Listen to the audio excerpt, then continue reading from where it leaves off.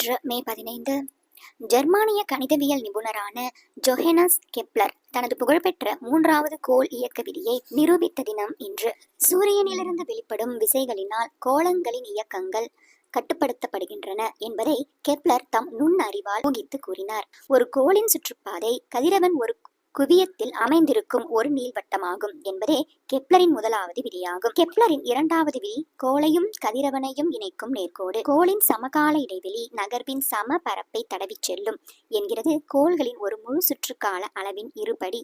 அவற்றின் நீள்வட்ட சுற்றுப்பாதையின் பெரிய அச்சின் பாதியின் முப்படிக்கு நேர் சார்புடையது. மேலும் நேர்சார்பு கெழு அதாவது மாறிலி எல்லா கோளுக்கும் ஒரே மதிப்பு கொண்டதாகும் என்பது கெப்லரின் மூன்றாவது விதி. ஐசக் நியூட்டனுடைய பின்னாளைய கண்டுபிடிப்புகளான நியூட்டனின் இயக்க விதி மற்றும் புவியீர்ப்பு தொடர்பான விதிகள் என்பவற்றின் உருவாக்கத்துக்கு கெப்லரின் கண்டுபிடிப்பு ஆதாரமாக அமைந்தது எனலாம்.